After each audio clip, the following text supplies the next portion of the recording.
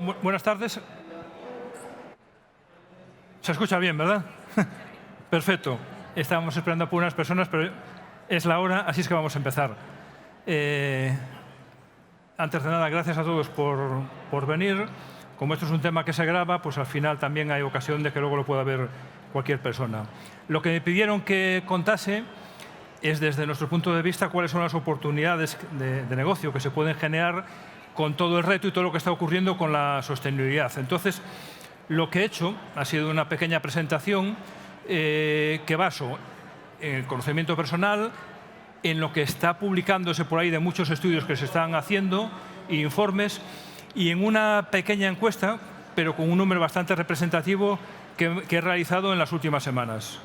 Una encuesta entre mujeres con un perfil de directivo o profesional de más de 35 años y a cuales he hecho una serie de preguntas breves y muy concretas para contrastar un poco, intentando que, poniéndolas en contexto para que fuesen lo más sinceras posibles, e intentando ver cuál es realmente el comportamiento que está teniendo las personas de cara a todo esto de la sostenibilidad, de lo que se habla mucho y a veces lo que se dice es lo que parece que corresponde, lo políticamente correcto, y que luego se encuentra, sobre todo la realidad, que el comportamiento es otro.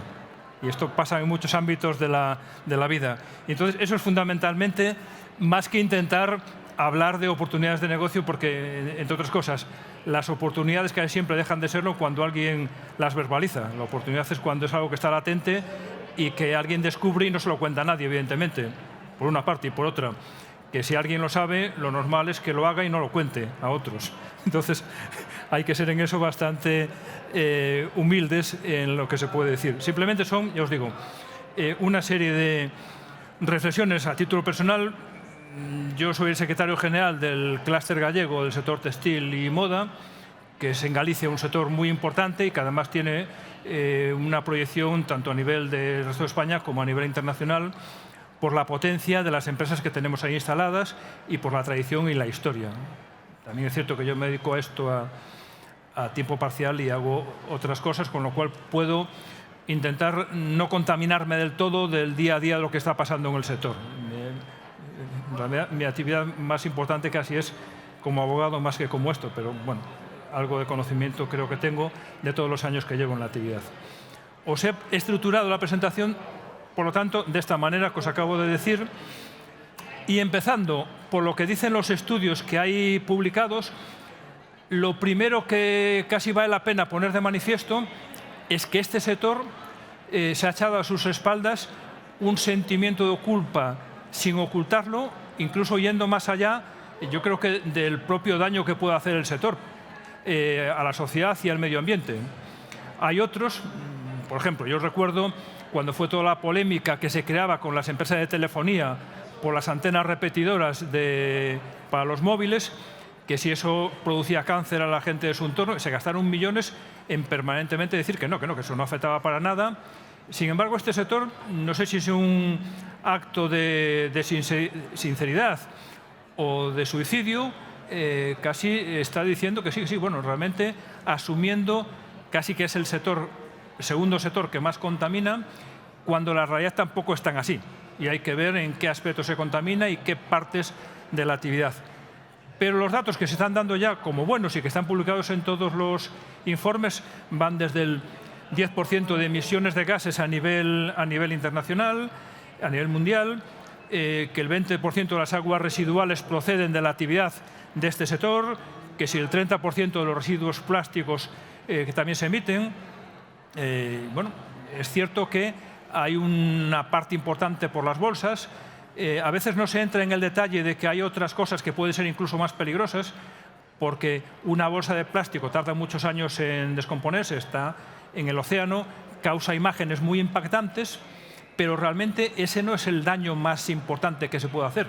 Es mucho más peligrosa una camiseta de poliéster que de tanto usar está expulsando cada vez que la lavamos micropartículas de plástico, que eso sí es peligroso, porque eso realmente se lo están comiendo los peces y eso entra directamente en la cadena trófica y nos lo estamos comiendo. Entonces, a veces, las imágenes impactantes tienen ese efecto, pero lo preocupante y sobre lo que hay que actuar a veces es sobre otras cuestiones, ¿no? Con lo cual ahí tiene culpa todo el mundo. Es decir, si una prenda se usa muchas veces, acaba siendo contaminante. Por eso que esto está lleno de contradicciones. Por una parte decimos, y se asume, hay que intentar usar prendas más duraderas. Pero al mismo tiempo, si esa prenda dura mucho y es una prenda de un determinado tipo de tejidos, lo que está produciendo es un daño todavía mayor al medio ambiente por este efecto. Por eso que la realidad es muy poliédrica y hay que estar analizándola continuamente, ¿no? Otra cuestión que se está trasladando es, en cuanto al comportamiento de los consumidores, cuál es realmente lo más importante en su motivación de compra. Y el precio, desde hace varios años, se está plasmando como la variable estrella. Y es cierto. Yo creo que incluso hace unos pocos días un grupo de amigos, gente que realmente gasta dinero de verdad en ropa, en este caso hombres, reconocían que lo que se gastaban hace años, que en este momento no se les pasaría por la cabeza. Y siguen gastando, siguen siendo personas que están muy por encima de la media en gasto en vestuario, consumen productos de calidad, productos buenos. Sin embargo, cifras que manejaban sin que haya cambiado para nada, desde luego a peor, sino que posiblemente haya ido a mejor su situación económica. Es decir, son personas que no es un problema de que no tengan el dinero para poder gastarlo, simplemente que les parece inconcebible gastar determinadas cantidades. Con lo cual, esta parte es cierta, pero es cierta también hay que verla por nichos de mercado y por segmentos. Esto no se puede hacer una media, porque la media no nos sirve absolutamente para nada y casi siempre lo que estamos analizando son valores de conjunto. Bien, y después, en estos estudios, una cosa que se pone siempre de manifiesto es las recomendaciones. Y en las recomendaciones, como siempre, la estrella es que, sobre todo en las pymes, falta colaboración empresarial. Es que aquí en España las empresas pequeñas que no tienen músculo para hacer cosas de forma independiente no se asocian, no se alían unas con otras para poder plantar cara a empresas de mayor tamaño, para poder afrontar determinados retos. Y eso pasa en todos los sectores. Esto no es un problema del sector textil. Y tampoco hay que pensar que los empresarios del sector son malvados por naturaleza o son idiotas y hacen esto porque es su forma de ser. Seguramente, aunque sea de forma intuitiva y muchas veces no sean capaces de explicarlo de una forma racional, ese comportamiento obedece precisamente a la racionalidad. No está claro que tenga sentido procesos de fusión dentro del sector, de que realmente se sume. Y tampoco es fácil que empresas de tamaño reducido tengan capacidad para ir comprando otras, la capacidad económica, que posiblemente sería la más fácil de solventar, sino la capacidad organizativa de poder absorber eso de forma eficaz y que eso sumase y no restase. Y además hay muchos casos de que realmente no ha salido bien.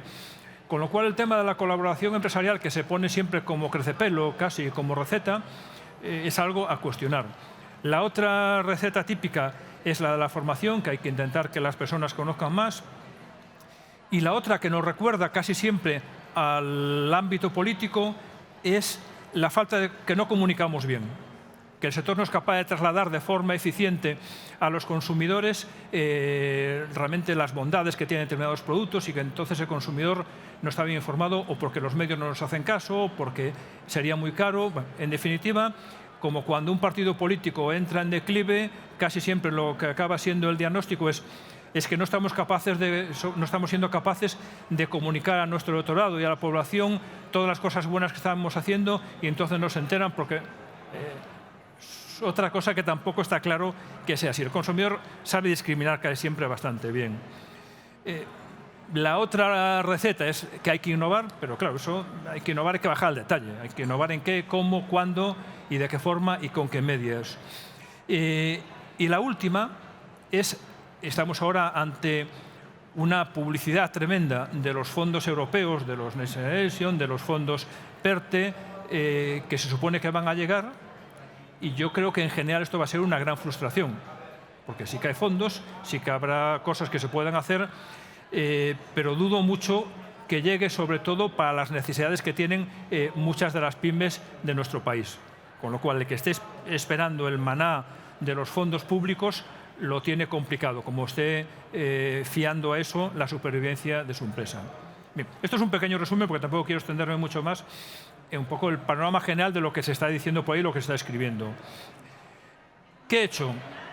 Como os decía, esta encuesta con preguntas muy concretas para que podamos viendo en función de las respuestas recibidas, analizando. Entonces, ¿qué les he preguntado? He hecho 6 preguntas únicamente, muy concretas. El número de respuestas que he tenido, además con personas contrastadas que responden a ese perfil, es de 134, con lo cual es una encuesta suficientemente representativa.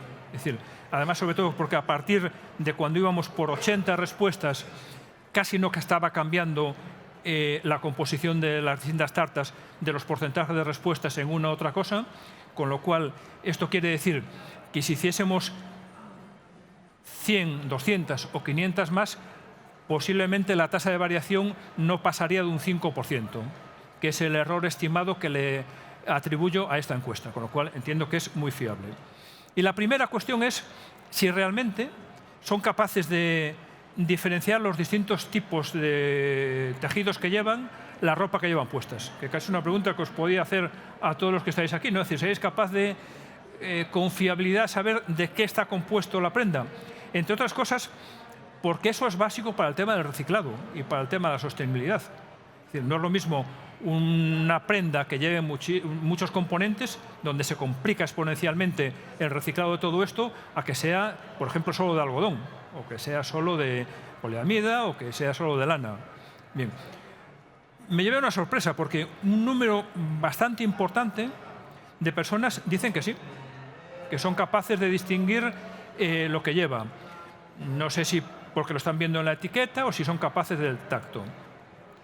Lo del tacto es cada vez más engañoso, porque a veces creemos que estamos tocando un tejido, por ejemplo, de algodón, y la tecnología ha avanzado mucho y en este momento a fibras que son sintéticas es capaz de darle una apariencia, tanto en la forma de la caída como en el tacto, que se parece a fibras naturales. Con lo cual ahí puede haber un pequeño margen de error en la forma de la apreciación que tiene la persona sobre su verdadero conocimiento. Pero lo cierto es que, en principio, parece que hay un conocimiento bastante alto que contrasta con la siguiente pregunta, y es si es capaz de distinguir la ropa que te compras, la que puede ser más perjudicial o menos perjudicial para el medio ambiente. Y ahí, de forma abrumadora, la gente confiesa que no sabe. Con lo cual, sí que es cierto que falta información, o más que información, falta conocimiento, porque la información existe y es tan fácil como ponerse a buscarla. Con lo cual ahí no se ha dado ese paso por parte de un número significativo de consumidores para realmente asumir la propia responsabilidad en cuanto al consumo responsable de ropa. En general, en estas encuestas lo que hay que hacer es, cuando se pone un rango de valores de 1 a 5 o de 1 a 10, es descartar los valores intermedios, porque son personas que no lo tienen claro, no tienen una respuesta segura, o ponen, bueno, puede ser una cosa o la otra. Entonces hay que quedarse siempre con los extremos, y aquí los extremos nos están diciendo esto. Hay apenas un 20% de personas que dicen que serían capaces, pero es mucho más importante los que no. Después, la otra cuestión que les he planteado es si les resultan creíbles las etiquetas sobre sostenibilidad, es decir, la etiqueta que le pone la prenda con determinados certificados. Y también, en general, lo que se ve es que hay bastante escepticismo. Hay un 20 y tantos % de personas que confían más o menos en esto, pero hay otro tanto más de personas que realmente hay cierta desconfianza. Con lo cual, ¿cuál es la interpretación de esto? Que en general estos certificados de calidad, de compromiso medioambiental, incluso los certificados, pero las manifestaciones casi siempre se leen con escepticismo. Es decir, no es algo concluyente. Y es algo también importante de cara a los que tengáis responsabilidad sobre una marca, el grado de esfuerzo que vais a hacer en tener este tipo de certificados, porque de momento la realidad es esta. Bien. Después, otra pregunta que me parecía importante, pero que no quería hacerla en primera persona, no quería preguntarle, ¿tú compras únicamente pensando en precio o tienes realmente esa sensibilidad para que cueste más si el producto es medioambientalmente sostenible, te haces el esfuerzo, le he trasladado la pregunta como diciendo, oye, no en tu caso, sino en las personas de tu entorno más próximo, con un perfil similar al tuyo, ¿cómo se comportan? Es cierto que somos seres sociales y la gente normalmente habla, con lo cual el grado de conocimiento que tendría cualquiera de vosotras sobre los que hace su entorno, doy por hecho que es elevado y que es bastante certero. Y aquí, de forma mayoritaria, contestan que el precio es el factor más relevante y que en muchos casos a las cuestiones relacionadas con la sostenibilidad ni siquiera piensan en ellas. Y esto es abrumador. Aunque también es cierto que hay un 33% de personas que dicen que están convencidas de que, de que sus amigas, de su entorno, está dispuesto a hacer un esfuerzo económico por un producto que sea medioambientalmente sostenible. Y la verdad es que es bastante coherente. Es decir, es cierto que el comportamiento de la mayor parte de las personas, el precio es fundamental, pero también lo es que hay un nicho de mercado que posiblemente sea creciente, que existe esa sensibilidad. Con lo cual, hay que saber quién es tu cliente, a quién vas a dirigirte, para hacer un esfuerzo en ponérselo fácil. Evidentemente, si la diferencia de precio es brutal, es muy difícil, salvo alguien que esté muy convencido y que realmente tenga un compromiso muy firme, que se gaste el dinero. Pero si no, la tendencia va por ahí. Bien, estoy acabando ya con la encuesta. Me parecía también importante ver cómo es el comportamiento, si realmente salir de compras, ir a comprar ropa, es una experiencia, y es una experiencia que entra en el terreno casi de lo lúdico y de una actividad agradable, o es como ir a la carnicería o como ir al supermercado a hacer la compra de la semana. Y confieso que aquí me lleva una sorpresa, porque yo pensé que habría un porcentaje bastante importante de personas que no resultase tan atractivo. Sin embargo, es aplastante. Es decir, para la mayoría de las personas que han respondido a esta encuesta, les resulta muy agradable salir de compras, tanto sea online como sea en las tiendas físicas. Es algo que se mantiene y es una oportunidad para el sector, evidentemente. Es decir, la gente le sigue gustando y sigue siendo un acto casi recreativo el salir de compras, lo hagas o no. Me pareció algo bastante esperanzador, ¿no? Y por último, si sales de compras, si lo que encuentras, además le puse, te resulta, estuve pensando la palabra y utilicé fascinante, ¿eh? Si encuentras realmente prendas que te resultan fascinantes, que realmente te encanta lo que encuentras por las tiendas. Bueno, y aquí está un poco más polarizado. Digamos que hay, haciendo alguna lectura de todo esto, más de un 20% de mujeres que salen y encuentran cosas que realmente les gusta mucho. Aunque también es cierto que el 70% restante, ni fu ni fa. No le entusiasma lo que están encontrando y es algo también para hacérselo ver. Pero, bueno, hay un porcentaje significativo de los que le gustan. Bien, y este es el resultado de la encuesta, que da para hacer muchas lecturas y para pensar sobre ello, ¿no? Ante esto, ¿qué es lo que están haciendo las empresas? ¿Qué es lo que están haciendo las marcas? Pues yo lo que estoy observando es que va por barrios. Las grandes empresas han visto clara la situación desde el primer momento y lo que han hecho ha sido se han puesto al frente de la manifestación. Son los más responsables medioambientalmente, los más comprometidos y los que tienen más preocupación sobre todo esto. Curiosamente, muchas de estas grandes empresas son las que han causado el problema, porque son las que están poniendo en el mercado el famoso fast fashion, los productos de que se compran, casi no se usan más de unas pocas veces, se tiran, van a los contenedores y provocan todo este problema medioambiental. Muchas de estas son las que ahora están enarbolando la bandera del compromiso medioambiental y de la sostenibilidad, con la misma habilidad que lo han hecho con el tema de la responsabilidad social corporativa, cuando empezaron a formalizar contratos tremendos con toda su cadena de proveedores, nacionales y extranjeros, y que en una habilidad que vale la pena reconocerles, han convertido una amenaza, un problema, en algo para mejorar su posición competitiva, su posición negociadora con respecto a todos estos proveedores, porque realmente yo he tenido que ver bastante de estos contratos, lo que han incorporado es muchísimas más cláusulas en las que el proveedor es responsable de todo y con lo cual se le podía discutir la factura, resolver el contrato, muchísimas cosas. Con esto está pasando igual y aquí hay que diferenciar, es decir, no todo el monte es orégano, no todo eso es lo mismo, pero la reflexión es, lo están haciendo muy bien. Y si son grandes empresas, si son tan grandes, es porque evidentemente son muy listos, lo están haciendo muy bien y tienen los medios y son capaces de anticiparse a cada jugada. Y es el ejemplo posiblemente a seguir. ¿Qué están haciendo las medio grandes y las medianas? Pues fundamentalmente un ejercicio de voluntarismo. Lo están intentando y lo están intentando convencidos de que les va su futuro en esto. Y las pymes, lo que estamos encontrándonos es que la sensación generalizada es que esto parece que no va con ellas. Que el problema de la sostenibilidad, el problema de qué hacer con el producto al final de su ciclo de vida, se va a convertir, y muchas lo están viendo de una forma con resignación, en un nuevo coste. Vale, pues será una nueva tasa que voy a tener que pagar pues en función de mi facturación o en función del número de kilos o el número de unidades que pongo en el mercado. Y es un error. Es un error porque son realmente las empresas que no están generando el problema, no lo han generado nunca, las que están poniendo en el mercado muchas veces productos que son sostenibles y parece que no son capaces de ponerlo en valor.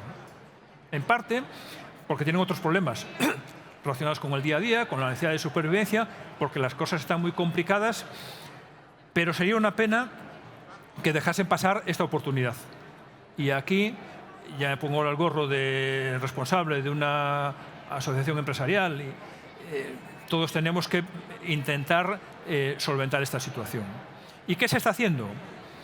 Pues por parte de las sectorialmente, por parte de las organizaciones empresariales, se ha hecho una cosa importante y es crear un observatorio, el Observatorio Textil y de la Moda en España, que está agrupando a las grandes, a las pequeñas empresas, está agrupando a las organizaciones representativas del sector, que se está generando diálogo sincero por primera vez y que está siendo una oportunidad tremenda de trasvase de conocimiento y de experiencias de empresas grandes a empresas medianas y esperemos también se consiga a empresas pequeñas. Y otra cosa muy importante y es hacer de lobby, ser capaz de que realmente el sector no tenga que apechugar con más responsabilidades y con más daños que los que realmente provoque y ayudarle a poner los medios para que eso se solucione. Con lo cual el observatorio es una oportunidad, se está haciendo bien y yo creo que va a ser un agente decisivo para el futuro del sector, por lo menos en los próximos años. Para acabar, ¿cuáles son las conclusiones? Y eso, evidentemente no quiero dar recetas, pero sí hay una serie de cosas que yo creo que vale la pena. Primero, que el escepticismo sobre los fondos públicos en cuanto a las pymes hay razones para que esté justificado. No va a haber un gran aprovechamiento. Pero sí es cierto que el tema de que las grandes empresas se hayan involucrado puede hacer que la utilización sea racional, que se hagan bien las cosas y que se solventen algunos de los problemas de infraestructura a nivel general, con lo cual ya hemos algo ganado. Después, otra cuestión, el famoso greenwashing, es decir, las empresas que están diciendo que soy comprometido medioambientalmente, que estoy haciendo las cosas bien, pero que es publicidad. Se está alertando de muchos informes de no hagas eso, porque la gente no es tonta, se va a dar cuenta y te va a penalizar. El otro día estaba sentado con un bodeguero importante, con una empresa importante en España del sector del vino. Una conversación interesantísima que vi que tenía un reflejo directo en esto. Me decía, claro, es que me hablaba de algún vino de los que vienen no en botella, sino en caja, en cartón, con mala fama, y me dice, ese vino no engaña a nadie, es posiblemente mucho más digno que muchos otros que te encuentras en los lineales de algunos supermercados, algunas grandes superficies, y que se llaman conde de no sé cuánto, o marqués de no sé qué, o heredad de no sé qué, es decir, un nombre que llama la pena, que sí, que cumplen con los requisitos para ser un reserva o para ser un gran reserva, pero no es lo mismo un reserva envejecido en una barrica del roble adecuado, que tenga pocos años, o que esa barrica sea ya de tercera mano, que lleve no sé cuántos años, que la uva sea de un sitio o sea de otra, con lo cual a veces es mejor irse al producto más económico, pero realmente no engaña a nadie, es decir, estás pagando algo razonable por un producto muy digno,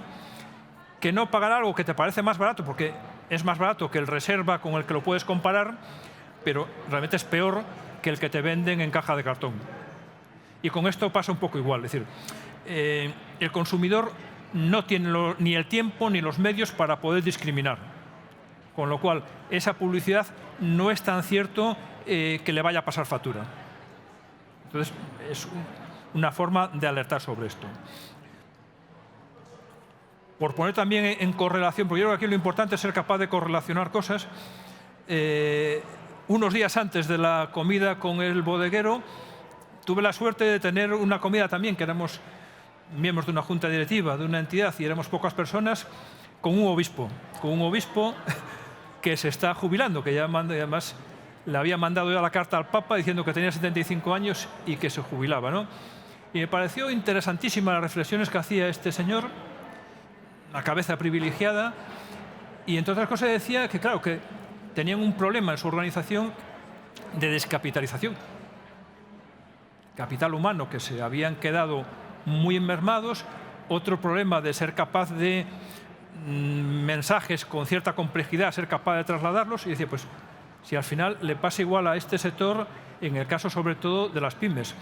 El problema de las pymes y de la falta de tamaño es precisamente esa descapitalización, no tanto de capital económico, que también, pero sí de personas.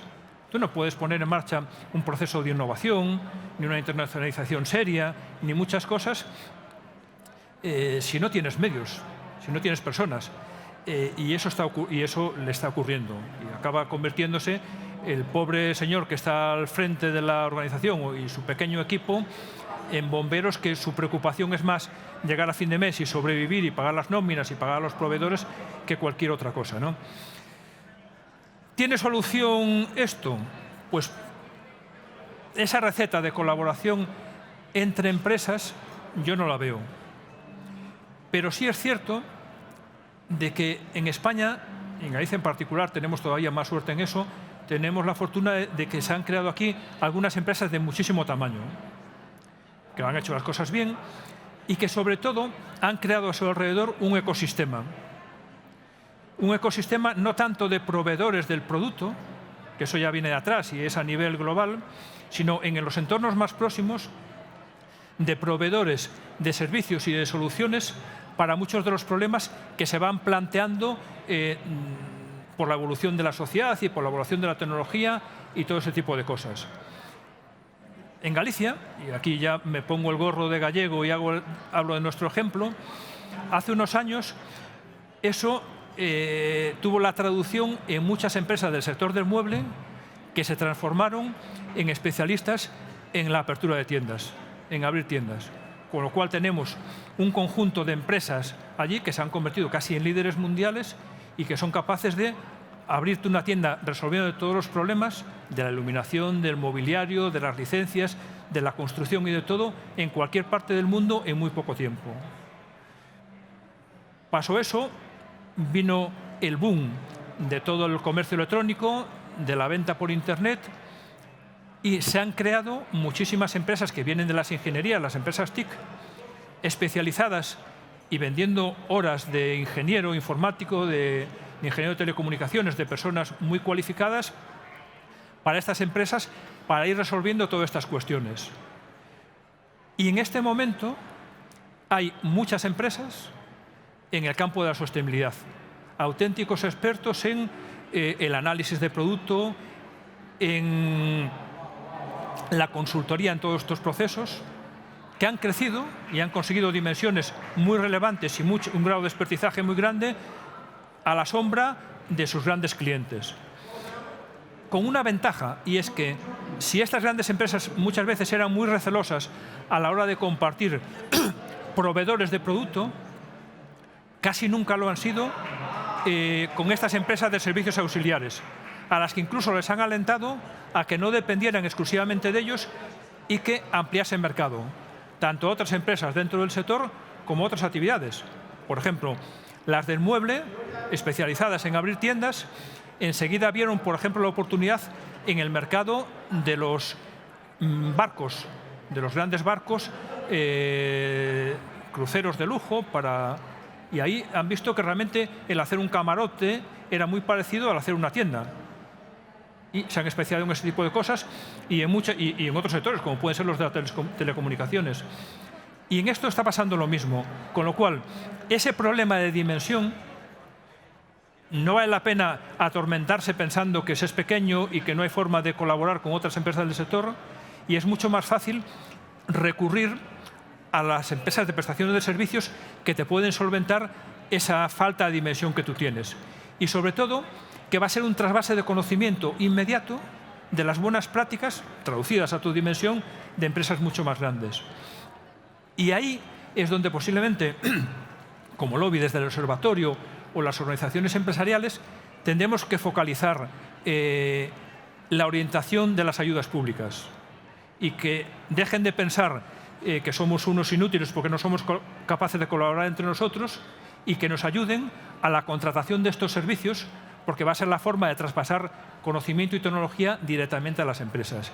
Y ahí es donde va a estar posiblemente la posibilidad de supervivencia de todas estas pequeñas organizaciones. Y esto es un poco lo que os quería decir.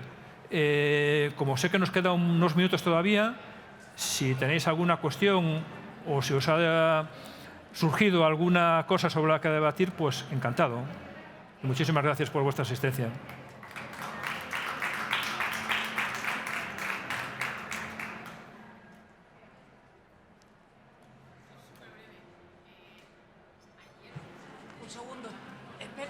Espera, que te van a... Es que si no, no se escuchan. Perdón. Hola. Ayer hablaba con la gente de Recobo y con la de... dos empresas muy volcadas ahora en temas de circularidad y sostenibilidad. Y hablábamos de que no hay tampoco foros específicos de empresas de moda o no moda, en la que, por ejemplo, encontrar proveedores precisamente en términos de sostenibilidad. Porque veo, por ejemplo, una oportunidad de crear, no sé si lo hay, algún tipo de foro o asociación o algo así, porque ustedes están en Galicia y entiendo que su ámbito es regional. Pero a nivel, por ejemplo, nacional, no veo nada. He visto iniciativas, por ejemplo, en Alemania, una feria en Berlín, etcétera, etcétera, pero de sostenibilidad específica no veo nada en España. No sé si alguien sabe si hay algo o similar. En cuanto a materia prima, hay una escasez tremenda. Hay más demanda de producto reciclado para incorporar las prendas de la oferta que existe. Y en cuanto a foro, si te refieres a conocimiento, a consultoría, yo creo que de eso sí hay bastantes conferencias. Te refieres más al tema de producto, ¿verdad? Feria. Con foro me refiero más a feria, por ejemplo. Feria a lo mejor es muy grande hacerlo en Unifema, pero algún foro temporal de X días donde puede haber clientes y proveedores, igual que cualquier feria comercial, clientes y proveedores en términos de sostenibilidad, porque no solamente aplica a moda, es que puede aplicar a restaurantes, puede aplicar a hotelería, puede aplicar a un montón de sectores que precisamente podrían tener proveedores comunes, desde llámese packaging a llámese gente de servicios especializada en ese pensamiento, por así decirlo. Entonces veo una oportunidad o tengo desconocimiento de si lo existe. No, yo creo que no existe, y posiblemente lo más efectivo sería incorporarlo a ferias que ya existen. Por ejemplo, en esta feria tendría sentido si hay proveedores de ese tipo de productos que estuviesen como expositores. Que no estén puede significar varias cosas. Una, que, y ahora le damos la palabra a Carmen, ¿los hay? Ah, pues mira. Hay una en Barcelona. Carmen. Sí, hola, ¿qué tal? Soy Carmen Torres, del Observatorio del Sector Textil y de la Moda. Aquí en Momaz, efectivamente, hay una zona, ¿vale? Lo que sí tenemos que tener muy claro, y yo creo que todavía no lo tenemos, es efectivamente qué es la sostenibilidad y más en nuestro sector. Es una palabra ya que está muy manida y yo creo que ya toca aclararlo realmente. Cuando lo tengamos claro, podremos entonces hacer otras actividades, pero de momento, esta mañana hemos tenido aquí una jornada que hemos tenido además al exdirector general de calidad y, ¿cómo se llama más? Calidad y evaluación ambiental del Ministerio de Transición Ecológica. Ahora está en Pricewaterhouse, ha visto, claro, lógicamente, digamos, nos ha explicado los toros desde otro punto de vista, ¿vale? Antes era administración pública y ahora ya es privada. Y ciertamente falta todavía, hasta el 31 de diciembre del 24, no tendremos una regulación. Entonces, lo que nos ha estado hoy explicando ha estado fenomenal, nos ha parecido muy bien, pero cogido con pinzas, porque eso puede cambiar, ya que la Unión Europea puede dar un cambio y decir, bueno, sí que nos ha estado hablando sobre un tema vital importantísimo, que es el pasaporte digital, que, en fin, ahí tenemos sus más y sus menos, pero quiero decir que hasta que no tengamos muy claro todos esos conceptos es muy difícil, porque el greenwashing existe y está aquí y está en todas partes. Entonces, lo que tú dices está muy bien y voy a aprovechar ya a hacer publicidad de una feria que hacemos que se llama Kilómetro Cero Moda, que lo que ahí estamos intentando hacer también es acercar lo que son esas empresas que necesitan producción y servicios aquí en ámbito nacional, que lo puedan tener lo que se llama en cercanía. Pero insisto, tu pregunta es genial, pero ahora mismo no hay una respuesta porque faltan todavía una concreción que llegará, entendemos, antes del 31 de diciembre del 24, porque si no, apañados vamos. ¿Vale?